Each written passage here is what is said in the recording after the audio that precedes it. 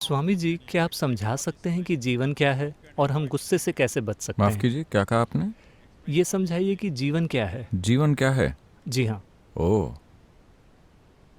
और सवाल का दूसरा हिस्सा क्या है? हम गुस्से से कैसे बच सकते हैं? हम गुस्से से कैसे बच सकते हैं?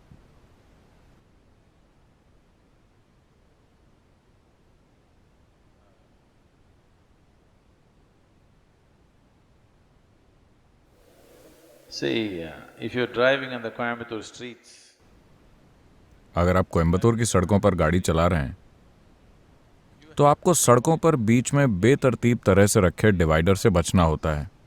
आपको खराब ड्राइवरों से बचना होता है।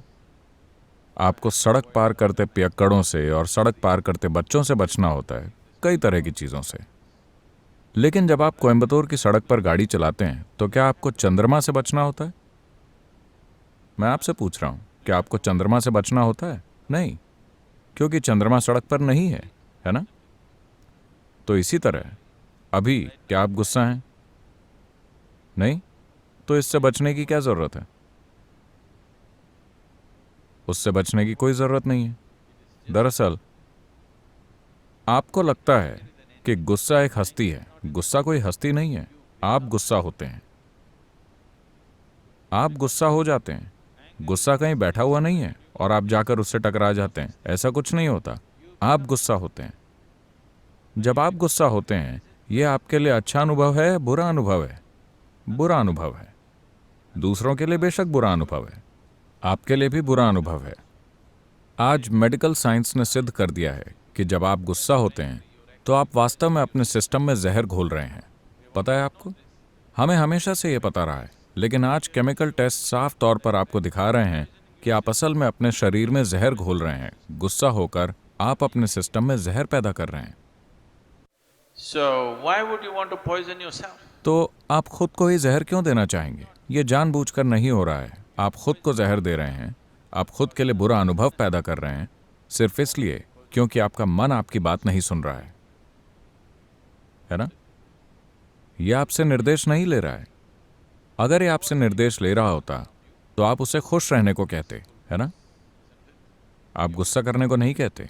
लेकिन अभी जब आप शांत होना चाहते हैं, ये गुस्सा हो रहा है क्योंकि यह आपसे निर्देश नहीं ले रहा है। तो अगर आपका मन आपसे निर्देश नहीं ले रहा है तो आपको इस पर थोड़ा और ध्यान देना होगा। Why is it not taking instructions from you? यह आपसे निर्देश क्यों नहीं ले रहा है?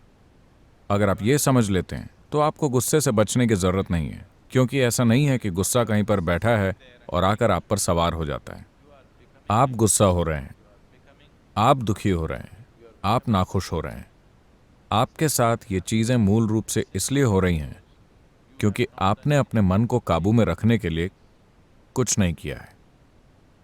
यह संयोग से हो रहा है, बस संयोग से।